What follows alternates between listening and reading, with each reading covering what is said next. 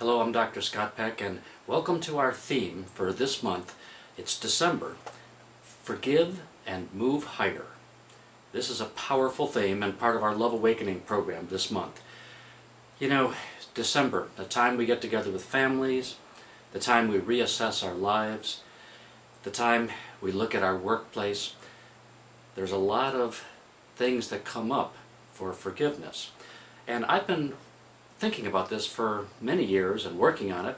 Studying love, being married to a spiritual love healer has been wonderful for learning about forgiveness. Reading books on forgiveness and practicing it. And this month we're going to have a really deep exploration of, well, what can you learn that would help you forgive and move higher? I'll tell you, forgiving is not an easy thing. It's not easy because oftentimes we think that the person doesn't deserve to be forgiven, or we're so frustrated or angry ourselves that we just can't bring ourselves to do the forgiving that's needed. So it's very interesting because when you read all the books about forgiveness and you listen to the people who are experts on it, the one thing that becomes so clear is that forgiveness is for ourselves.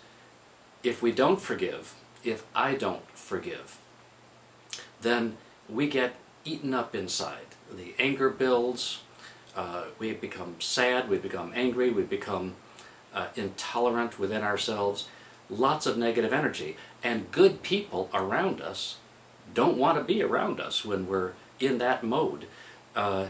We don't even want to be around ourselves when we're in such a negative place.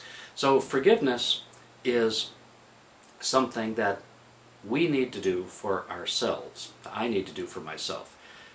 So the question is not, should we forgive? The question is, how are we going to forgive? And that changes the whole thing, because just by deciding, okay, I see I have to forgive, now it's just a question of how am I going to do that in the way that's most supportive of me, and do it as a love master and protect my feelings and everything else. That opens up in your heart space for the forgiveness to even start.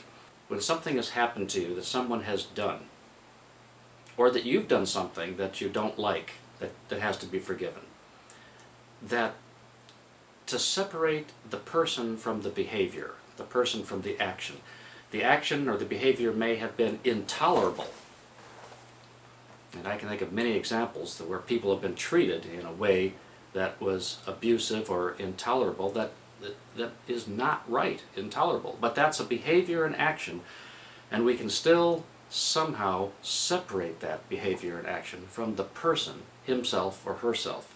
But regardless, that separation helps us to have more confidence in forgiving someone, because we're forgiving the pure being, and recognizing the acts aren't right. But here's something that I've learned. Speaking up and sharing your feelings is a big part of forgiveness, because if you don't share your feelings, they get bottled up inside, and it's extraordinarily difficult to forgive when all those feelings are still bottled up. And I used to think that as a loving person, I would just keep my feelings within because I didn't want to be unloving and express all these negative things that I was thinking towards one or another people. But then I realized, because I've been teaching a course on creating peace, that getting the feelings out is a necessary part of the peace process of even arriving at peace with the other person, or if that's not possible, arriving at peace with yourself. Getting the feelings out is not, it's kind of messy sometimes. I mean, I try to do it in a loving way, and I'm pretty loving, but sometimes it doesn't come out in the most loving way because my feelings are strong and they're been pent up.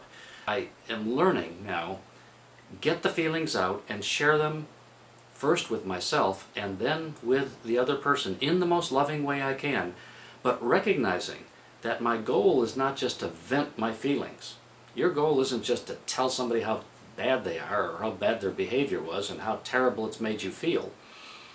That may be all true, but your goal is to create peace. Peace with them or peace with yourselves. So you have to have a higher vision of that, realizing, okay, what comes after you share the feelings? what comes after is that you've cleared out space within your heart for forgiveness, for moving towards an exploration of solutions that would be better for you and for them. And I'm mindful that you may not be able to share your feelings with someone who has hurt you in the past and no longer part of your life, but that's okay. You can still share your feelings with a good friend, with a counselor, with a healer, on our love blog. Get these feelings out, because it will then create the vacuum for forgiveness to expand within your heart. So, looking at getting the feelings out as part of a peace process, what's going to happen after the feelings get out? Well, A, someone's got to listen to your feelings. If they don't listen to you, then you're going to feel unheard. So listen first to yourself. Honor your feelings and listen with loving kindness. Listen as you forgive yourself for being so upset. And as you speak with someone else, try to use the skills in our book, Love Skills for Personal and Global Transformation. Transformation. About listening with love, listening with empathy, looking at someone with unconditional positive regard. And that's separating the actions and behavior from the person. And envisioning what peace might look like. And eventually, here's the key, eventually you and I have to move past the story. I mean, I could sit here and tell you a story about what somebody did at the workplace or in my family or somewhere else, and why that justifies me being angry at them. And of course, I've regurgitated that story over and over and over, and the more I regurgitate it and recycle it, the harder it is to forgive them, and the harder it is to move past the story. Well, healing doesn't happen until we move past the story. So forgiveness is not just about taking a momentary action and say, oh, well, that's done now. Forgiveness is a deep part of a big continuum, a process of arriving at peace for yourself, for your own happiness, and for those around you, and perhaps with another person that you have a disagreement with. Oh, it's possible for me to actually be at peace with myself and to forgive this person. That's an envisioning. You have to have that intention and even envision that that's possible. You don't have to know how to get there. Just start envisioning in a bigger way that peace is possible. Peace is not the absence of violence. It is the presence of harmony and justice and forgiveness. So think of what you're really doing when you forgive yourself, when you forgive others. You're creating peace as a love master. And December is going to give each of us plenty of opportunity to practice this. So I'm with you. I forgive myself for anything that I didn't convey clearly in this video. I'm opening up, even talking to you like this, I'm seeing how valuable it is to see expressing feelings, which look so negative sometimes, as part of a process that opens my life and your life to peace. So, welcome to December. I applaud you for taking the steps to forgive yourself and forgive others, but to do it in a way that honors you as well. And that's the beauty of seeing it as a peace process for yourself and for others, that forgiving, you're going to be the winner by taking the steps to forgive.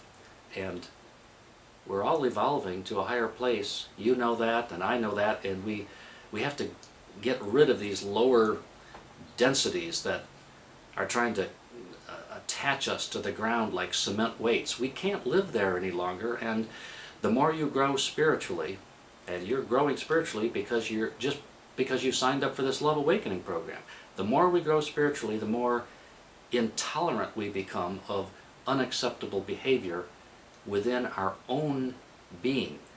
And not forgiving is unacceptable behavior because it's not enlightened. So let's move together. Let's move higher. It's not just to forgive, it's to forgive and move higher. So I look forward to seeing you on the other side of forgiveness and moving higher. Much love.